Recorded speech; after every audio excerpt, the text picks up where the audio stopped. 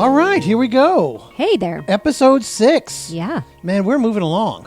Yeah, Yes, we are. we got quite a few of these going now. We've All watched right. a lot of movies. We have watched a lot of movies. And that's good. That's a good thing. We're going to help a lot of people out and help a lot of movies out that need to be redeemed here. That's right. That's our thing. That's right. We're remodeling some movies. We are remodeling some movies today. It's a remodeling show. That's what we need to do. That's Yeah. it. Yeah. All right. So our film today, oh man, this one, wow, guys. A lot of people they had big expectations for this film and they were sorely disappointed. Yeah. Yeah. I know we were. I was kind of excited about this. And it had some good stuff in it. yeah, there was some good stuff. We'll talk about that, but overall, it was just again. It set us up, and then it just let us down. It threw us down. It didn't just let us down. It threw kind of us. body slammed us. Slammed us to the mat. Yes, we're talking about the 2024 film Kraven. That's right. And that was just not a very good offering from Sony in the Spider-Verse franchise. So yeah, let's talk about just kind of the summary real quick, and then we'll jump in. Okay, sounds good. So this is the 2024 film Kraven the Hunter. And Kraven is played by Aaron Taylor Johnson, which we like. Oh, yeah. I mean, he's great. He was in Bullet Train. He was in... he was Quicksilver. I almost said X-Men, but No, he wasn't in X-Men. He was in Avengers. Avengers, yeah. He was Quicksilver. Yeah. And Bullet Train. Wow, I loved him in that. Yeah, amazing. Oh, he was in one of my all-time favorite movies. yeah, which we won't be fixing this movie. Fall Guy. Yeah, she loved that one. Oh man, I was like, yeah, so good. That's a good one. That's a good film. So yeah, he's a great guy. But it's a dark, action-driven origin story that follows Sergei Kravinoff, which doesn't that feel like one of the names that like Bart Simpson calls to Moe's Tavern? I need a Sergei Kravinoff. Like that feels like like a prank. Yeah, it's a prank name that has another meaning. Yeah, it's not, but it feels like that. Well, he's transformed from this disillusioned hunter into this deadly, obsessed predator throughout the movie. The film focuses on his elaborate hunts and morally murky choices that he makes to prove himself as the ultimate hunter of the bad men and bringing them to justice, including mob bosses and his father, who is also a mob boss. And he's also very determined to be nothing like. And I'm like, yeah, that story won't ring true with any son. He wants to separate himself completely from his father. And just like every other son ever. Everything his father does, yeah. It's set in this gritty urban world, and the movie emphasizes action sequences, suspenseful encounters, and Kraven's escalating obsession, showing how his single-minded pursuit of, it wanted to show the single-minded pursuit of the hunt, and ultimately leading him down this dangerous path of destruction. But I felt that it didn't quite get there. It wasn't a single-minded. It was muddy. So. Yeah. A little bit murky. It was murky and muddy. What we liked. First of all, the opening sequence was like really good. Yeah. When we first watched it and it started, that whole prison scene was kind of cool. It was cool. But the problem is it shouldn't have been there. It should have been because it started and he was already hunting. And then it was like and then everything fell apart because they jumped back in time to show how he became, and I'm like, you blew up all the momentum that you had. Yeah. And I'm like, look, don't start there. Just do it. Show the origin story and then show him hunting later. Yeah. Because some films can do that. And maybe they could have done it, but they just didn't do it well. They didn't do it well. We were in it. He was hunting. Yeah. And then all of a sudden, we're in backstory. Let's go back to backstory. And I'm like, yeah. 16 years ago. Yeah, don't. Either just, I think that that happens too. Look, I would have rather them. Anyway, we'll get to that. We'll get to that. We'll get to that. I don't want to jump ahead. There are some great actors here. Obviously, Aaron is great. Russell Crowe plays the dad. Russell is so good. The accent and the... Yeah. I totally bought it. Yeah, totally.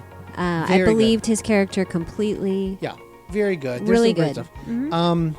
And also, I'm kind of a sucker for training sequences whenever they're learning their powers and all that. Absolutely. I'm such a sucker for it. I'm like, ooh, cool. I think that, that's what we love about superhero movies is, their journey to discover their powers, right. And the way they train. And he had kind of a cool, it wasn't long enough. He's just like running. They didn't have forest. enough training. No, they didn't have enough training. He just kind of like, all of a sudden I have these powers. Run as fast as a deer. Yeah, he sort of figures it out very quickly. Yeah, I would have liked more, but the one that they had, I liked.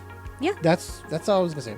All right, so off the very top, okay, before we get into the different breakdowns of Act 1, 2, and 3, here's the thing. Okay. A lot of people had an issue with this, okay? I didn't really mind that they wanted to make him sort of this protector of the natural world. Some people were like, okay, you're getting to, you're kind of doing this kind of, is this political? And I didn't really mind, honestly. I didn't. I'm okay if he's the protector of the natural world, okay? That doesn't bother me. I mean, he is Kraven the Hunter. That's his name. It's a little bit of a departure from the comics. It is. Because in the comics, he's a hunter. He's a hunter, and he's wearing a lion's mane. And then he gets bored of hunting animals. And then he hunts Spider-Man. Yeah, so that's the original comic book story. So to have him suddenly be like... a protector of all animals. A protector of animals. Okay, yeah. But and a hunter of bad guys. Great. It's fine. No problem. I'm with you, because the nagging question I have, though, is like, what part of the natural world are you protecting and what part are you not protecting? Because you're cool protecting water buffaloes, but man, I'll gut me a fish and eat it off my knife. Yeah. A fish is actually part of the natural world. I think you got to pick, man. Yeah, he was definitely not a vegetarian. It's like, I don't know. I mean, I don't mind him living off the land and all those kinds of things, but he felt pretty like, how dare you do this and you kill this, but you're gonna gut that fish pretty quick. And I'm like, okay, well, it's okay, fish. Mr. Protector of the natural world. I think they were like, people will be okay with it. It's a fish. It's a fish. It's a fish. Yes. We know fish aren't really. Yes, but water buffalo are so They're darn not cute.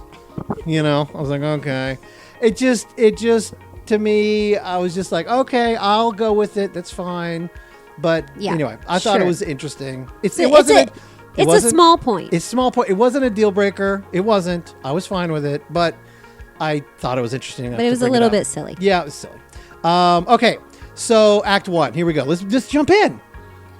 Let's jump in like a Kraven. We are already parkour. We're up to our waist. Yep, we sure are. Let's just keep going. All right. So the tone, of the origin tone of the backstory thing. The backstory was just bad.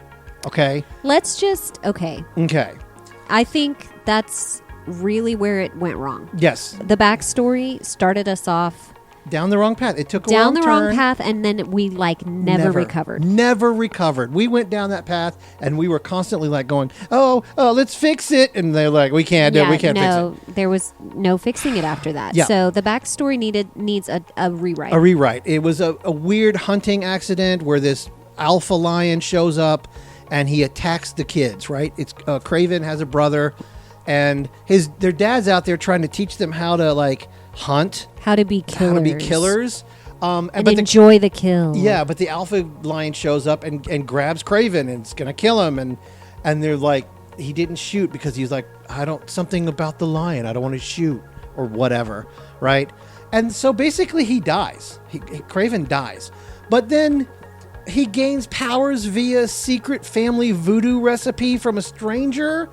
From these people that have no setup, no context at all, no relationship with him. It's no context from Voodoo Grandma or this little girl named Calypso. It's just her granddaughter. Yeah, it's just a scene. Yeah, with the grandma talking to Calypso about these tarot cards and this potion that the recipe has been passed down through their family. Right, and you never know when you're going to need this potion. And she's like, "Oh, you'll know." You'll know when you need to use it. And she's out. Calypso's out. This girl she's out there with her family, and she's with mom and dad taking pictures of the Safari Desert. They're in Africa, by the way. Yeah, they're in Africa. We didn't mention that. Yeah, and they're out there taking pictures of the giraffes, and she's all of a sudden, I got a feeling I'm out. Yeah, she's like led out into the wilderness by a feeling, her gut instinct. Yes. And she sees the kid she comes upon Sergei, who has been mauled by this lion. And she gives him the little potion. And then via voodoo potion magic, he somehow comes back to life and then has powers. Yeah. That's not how the comic went. So they went, in the comic, it was herbs and all kinds of things that he'd been eating, and becoming powerful. So they went in a different direction, and I'm okay with that. But that was garbage. That was hot garbage. Yeah. So for a fix, here's what we think should have happened. And this is, I think, you and I both agree, the biggest change that could have fixed a ton. Well, because it would have rippled through the rest of the movie. Right. The relationships built in this backstory needed to be built. He needed to have relationships built early in his life. Right. That guided him and made connections for him through the rest of the movie. For the rest of the film, yeah. Right. Right. What they tried to do was they talked about his mom and how she had died. Because and she was crazy. And he had this connection with his mom and his... Anyway, so they tried to make that be the catalyst for him not wanting to be like his dad. Yeah, and he wanted to be like his mom, didn't want to be like his dad.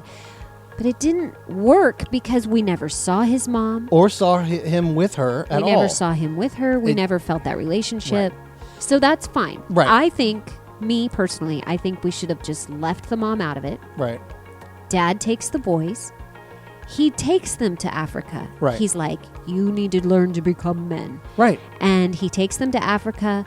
They're staying in this, camp, this hunting camp. Group, right. Okay. Right. In the camp, you've got native Africans there right. that are helping. That know the land. They know the land. They know the animals. They know everything. Right. They're there to kind of facilitate this hunting trip. Right. And lo and behold, there is Grandma. The mystic grandma. The sage, right. The sage and her granddaughter, Calypso, who he starts to form a relationship with. Right. He gets to know Calypso. He gets to know the sage. Right. So there's a budding puppy love romance that forms with Kraven and Calypso, the granddaughter of the sage person. Right. They get to know each other. They get crushes on each other. They start liking each other. The grandma... starts talking about the power of, the natural kind of land and, kind of these powers and maybe even magical powers. Yeah, the power of the natural world and the raw power. And he's thinking, well, of course animals are strong. He's like, no, it's not just the powers that the strength, the muscles, it's more. It's ingrained in the nature, in the earth, in the trees, in the land, in the people, in the animals. It's all connected, and kind of grow it to this this kind of there's a deeper power, not just your muscles, right? So there's a deeper power that the sage gives a respect then. Yeah. For respect for that natural world, right? He's kind of mentored, and this sage character takes him under their wing. Right. So Kraven's learning, right? He's learning. He's becoming intrigued. He's starting to see that he's feeling a connection with the people at this hunting camp, and feeling a further and further disconnect from his father, who's all about killing it and subduing it and stepping on the neck and being a master. And, of those things and going, I'm in control of you and blah, blah. And he's like, it's not how that's not real power. Right. So then when the lion attacks and he's not brought to some hospital, he's brought back to camp. He's brought back to the hunting camp. Yeah. And then the family, the sage, the grandmother or whoever, it doesn't matter. The grandmother says, all right, I've got this thing that can save him, this potion that can save him, that my family, it's this thing. It can save him, but it has some consequence to it. And the father's like, do it. Go for it. And Calypso, of course, wants him to be revived because she's beside herself. Right. Because she cares about him. She loves him, right? So you do, and he gains these powers, right? And then Kraven is then connected to the family, this family, right? And through this new power, and it makes more sense for him to have more respect for nature and the powers of the animals and all that his father does not have, right? Exactly. Right. And so I think that's the biggest change that you have there, right? So that's kind of, and we there's a couple more things that we have to get, but it kind of comes back through. And so let's move to kind of the clunky exposition and story jumps. The backstory, okay, so it's right here. The backstory with the father and this early trauma, it does not work. It's heavy-handed in dialogue rather than cinematic storytelling. Yeah. So leave that emotional, it's got to have emotional impact, right? And it just falls flat. So especially the connection with the mother, which we've talked about. The mom in this whole story is just like, oh, she's crazy and she's what? Again, leave her out or show moments with like her at the camp, like loving on them and connected to them. And like, he's like, I don't want to be like Dad. And she's like, oh yeah, it's your father. That. Yeah. Kind of I mean, thing, if you want to bring the mom back into it, you have to show the relationship. Right. You can't just say, oh, mom's dead. Right. And have the boys be like, well, she was my favorite. I don't know. Right, it just it didn't work as the catalyst that they wanted it to push him away from his father and into this kind of alternate, like natural loving protector. Right.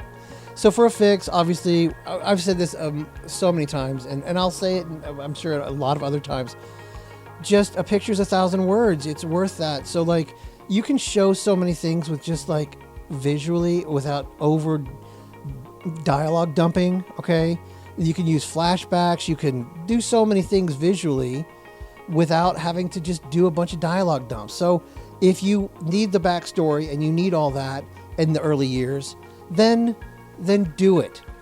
But of course, don't do the prison thing first. Start with the years, let them see him grow up, then get to the prison scene, which is great, and then again show the mom, whatever. So, okay, so, and then here's the deal. After he discovers his powers in Africa, right? And we do more training. So he's been brought back to life. Back to life. He's starting to realize he's different. He's got these powers, right? And he's like, the sage is like, I told you there would be consequences, right? There you go. Mm-hmm. But he's still in Africa when he's realizing this, and he's realizing he has a different path than his father. And while he's still there in Africa, his father says, hey, you're not going to go back to America, because it's making you weak. You're going to train to be the big boss man for the mob, just like me, to take over. Then, right then, Kraven decides he's going to run. And he's going to live his life with the animals, like Mowgli. And, there was no reason. There was no reason for them to go all the way back to London. Yeah.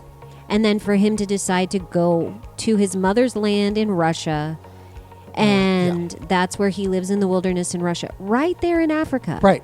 Before he ever leaves, when he is discovering his power, he runs away. Yeah. And in the wilderness of Africa, with all of the nature and the wilderness and the animals there. That he was connected to. He learns his true powers and what he can be and he should be going after, the whole thing. But before he goes, there's a tearful goodbye with his brother and his new love, Calypso, where he promises to return and find them later in life. And they're sad but we go, I'll be back for you. I promise. Yeah. He promises Calypso, hey, I'm going to come back for you. Don't worry. He promises his brother, don't worry. It's all good. I'm going to take care of you. Right. And I mean, I just think that sets up the rest of the movie. Right. That's so much better. For the relationships that he's going to reestablish later on. Right. That's so much better, right? Definitely. Yeah. All right. Act 2, the rising action and the conflicts here. What went wrong? Well, the reconciliation between Kraven and Calypso was stupid. It was silly. It was so weird. He just shows up at a funeral. So he hasn't seen her since they were like little kids, randomly gives him this potion. And then all of a sudden he's at a funeral that she's at And he was her like, friend has died Yeah. by some evil bad guy that, lo and behold, he's already Kraven is killed. Kraven Right. is already taken care of. And he was like, you're so hard to track. Are you? Look, you're supposed to be the master tracker man. That should not be an issue at all. It didn't work. Sorry. Yeah. But it was even weirder at the funeral because they have no connection at all. They literally have no connection. It didn't he matter. hands her the tarot card that she had given. And she's like, oh, that my she had grandma's. and she was like, you're the boy. And he Yeah. was like, yep, That was it's me. me. By Me. the way, I'm also this mass murderer.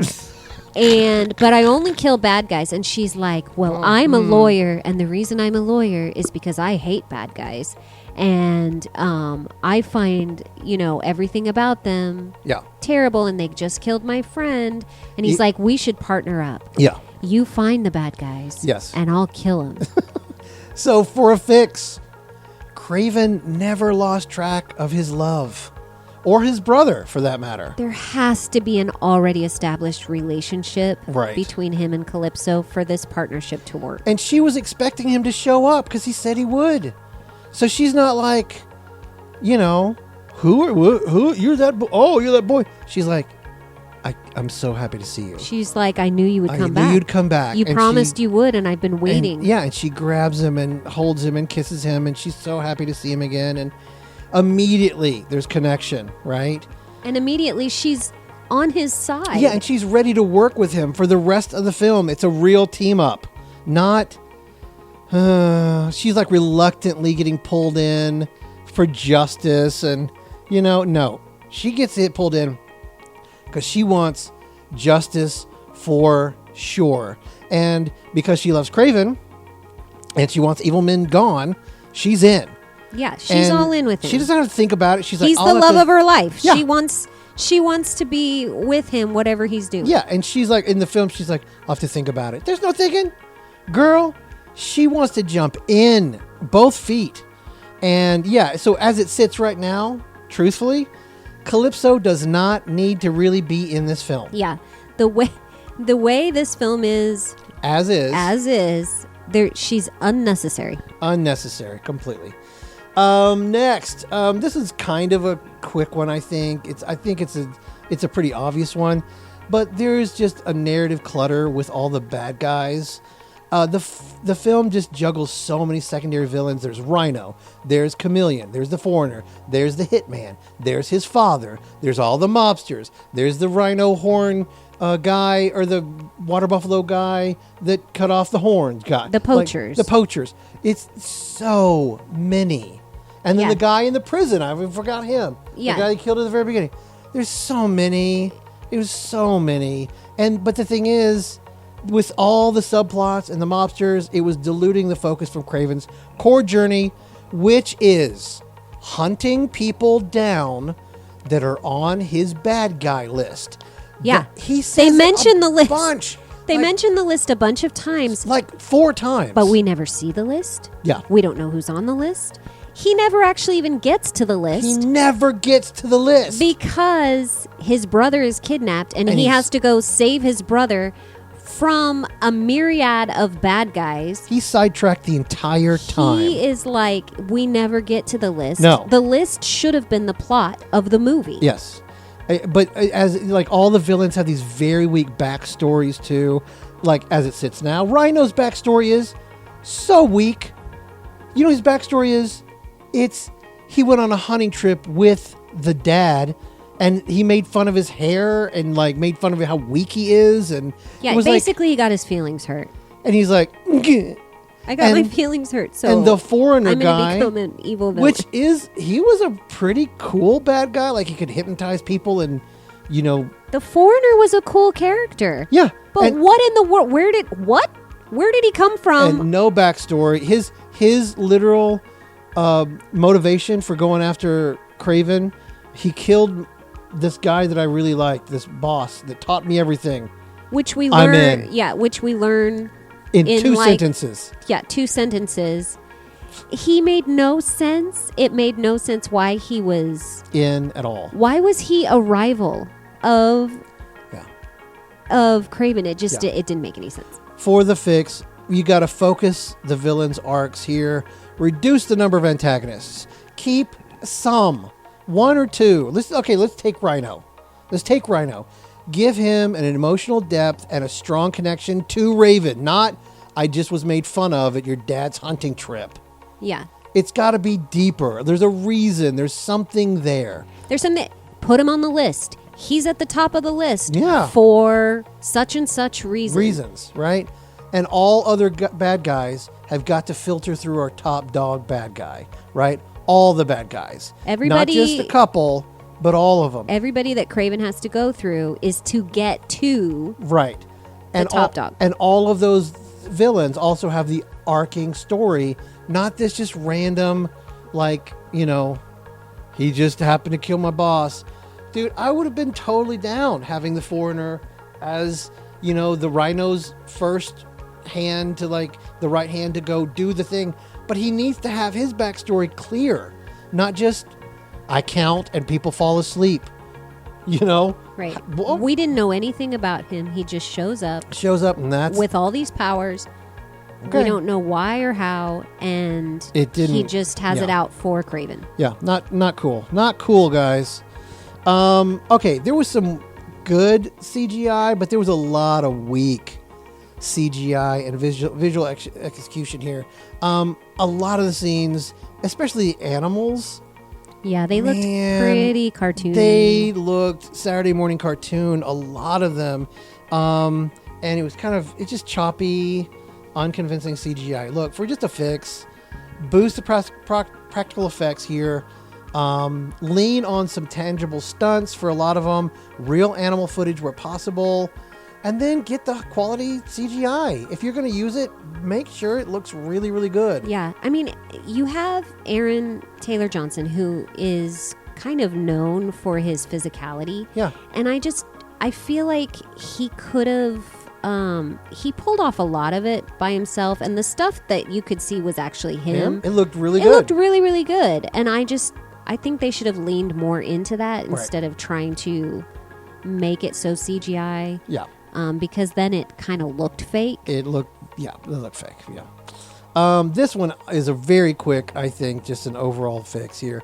There was tonal confusion. The film swings between campy and super violent, gritty, like biting a dude's eye out kind of gritty. It was like, whoa. Yeah. It was unable to just settle on a coherent, genre, basically, direction.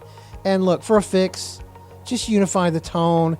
Commit to a grounded, and I think it should probably be brutal tone, kind of leaning more toward like a, darker, grittier, I'm okay with that. Kind of a Deadpool-y kind of, that's fine. Yeah. I mean, I didn't mind, Kraven had a few jokes in there. He but would say not some campy, silly. That's the but thing. with the kind of cartoony CGI, the horn on the on the rhino's head at the end, which did not on need the to villain's be there. head. Why did he need that horn? He didn't need the horn. The tough skin was enough. We get it. Totally. So kind of like leaning too much into the comic book world. And then suddenly shifting to reality and very brutally, graphically dark. Yeah, the mixing of the over-the-top camp with the gritty drama just didn't work together. No. Just didn't.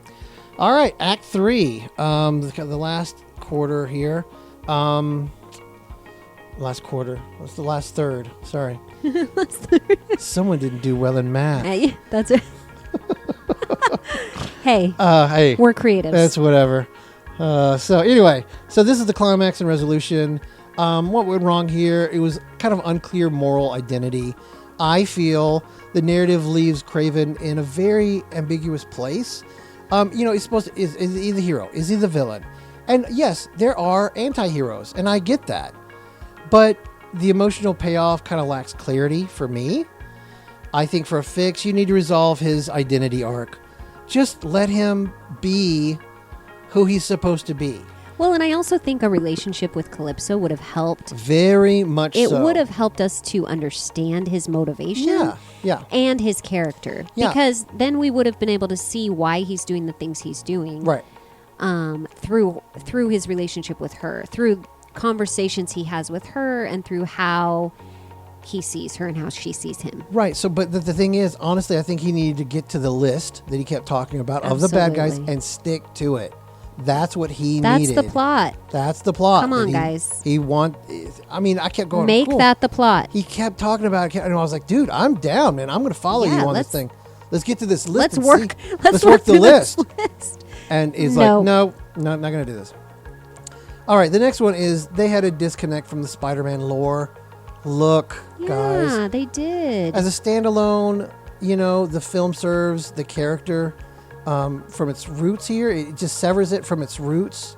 And the thing is, you kind of lost the audience investment in that because I was expecting some kind of a Spider-Man connection.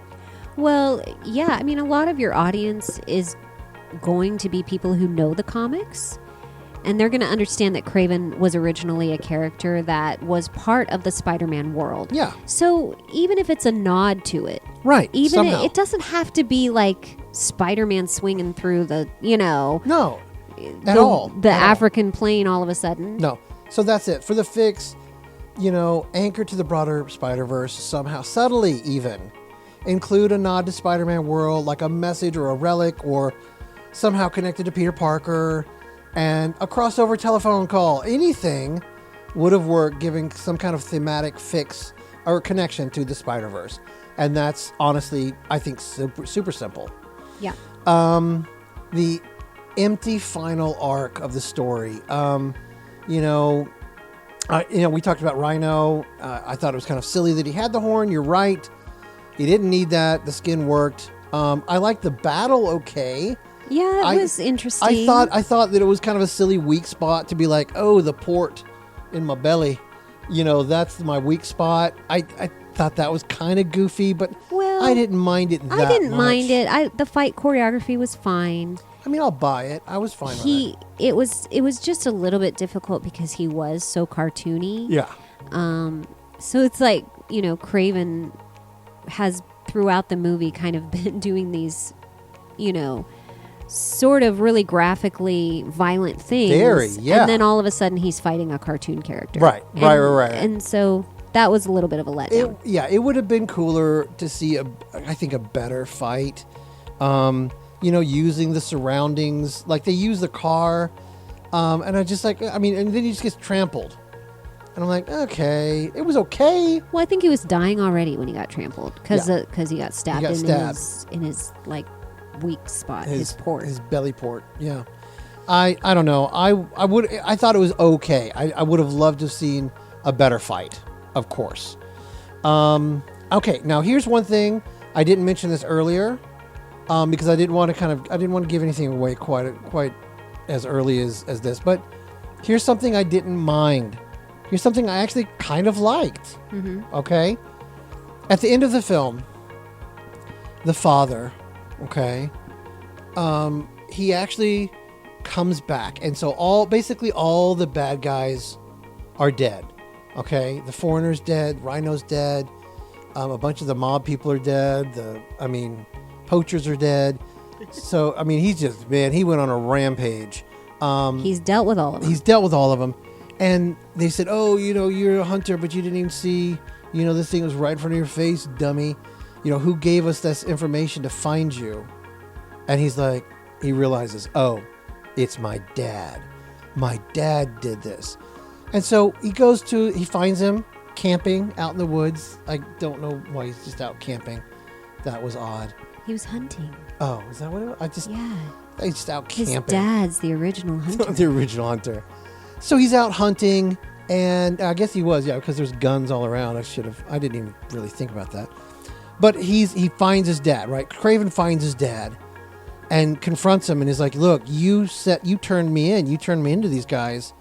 You're the one that kind of led us down this path, and they found me knowing that because they were trying to find Kraven, and they didn't know Kraven was him. They didn't know it was this son of this mobster. They didn't know this, right? So he finds his dad, and he's like, you told them you sold me out. And the dad's like, that's right. I did do this. Of course I did. Of course I did this. And you realize, because they say it, he says that he did this because he goes, okay, you knew you couldn't beat Rhino. Rhino was coming in and he was going to take over everything. And you needed me to eliminate your enemies. That's what you needed. And I wouldn't have done it for you because I hate you. But if I basically forced you into this position, you would have gotten rid of all of my enemies for me. And it's like that slow clap moment. Like, that's right.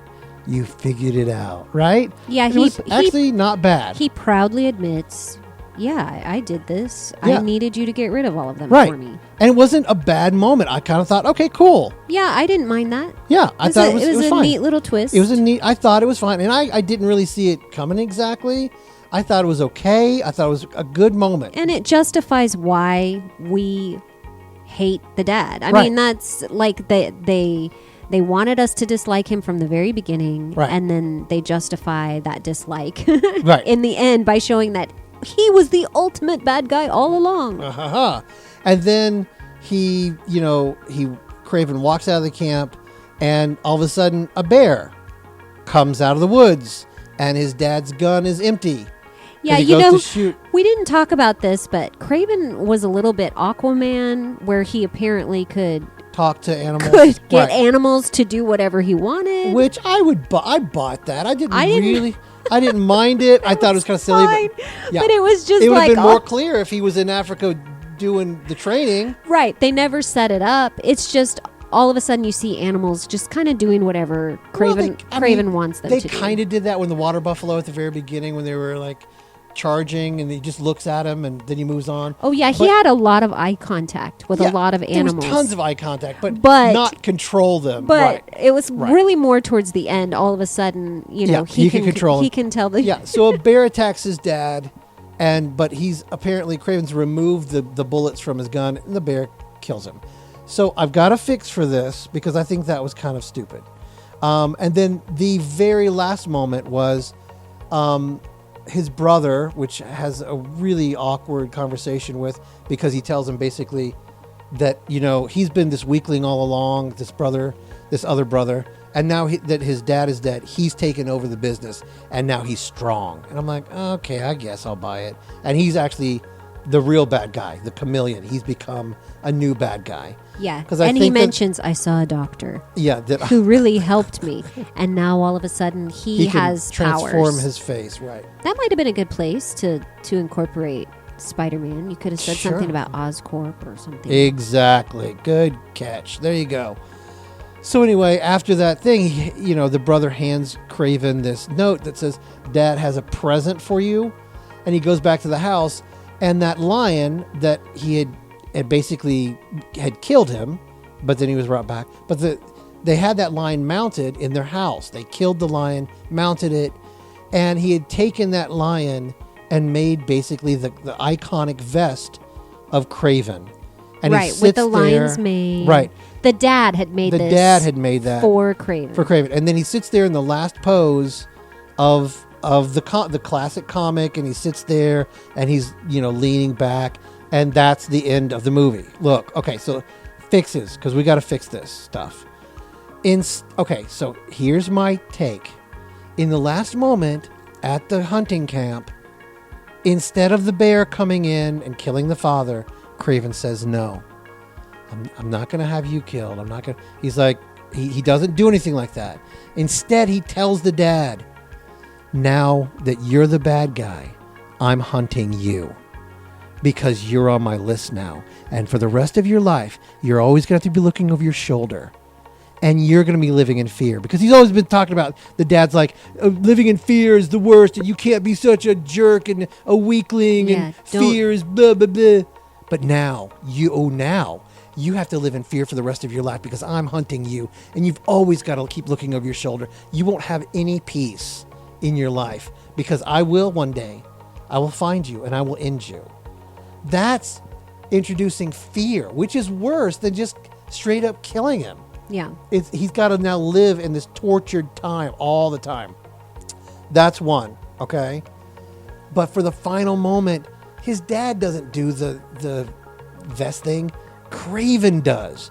He goes back and he takes this lion and he makes the vest, not as a trophy, but to honor the lion. He's done something with it to kind of take on the mantle. Right. That's the better. He has the spirit of the lion. The spirit of the lion. That's right. And now he's wearing the vest. He creates the vest. Right. And that's it. I think you're exactly right. It was silly that the dad gave him that as a gift. And that he would take it. And that he would take it. Like, he just offed his dad. And now he goes back and accepts this gift from his dad. Now, thank you, Dad. I'm not buying it. Don't buy it. Yeah. So overall, the tone and the voice of it was completely blah. You got to treat Kraven the Hunter as this, like, mythical anti-hero, but it was muddy at best. It was just, at its best moments, it was like, I guess. And that shouldn't be the case for a gigantically expensive movie. Yeah. It shouldn't be like that. With a superstar cast, right. Yeah. The character at the center, Kraven, he's got to keep the spotlight on Kraven and his journey, his grief, his guilt, his purpose, whatever that is, rather than just muddying it up with kind of okay CGI and odd subplots.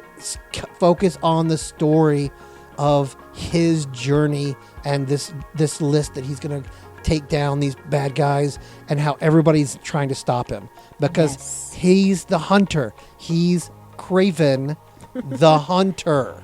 Yes, he needs to be hunting in a specific way. And also you need to have him build actual relationships that help him along his journey. Right. That he's not...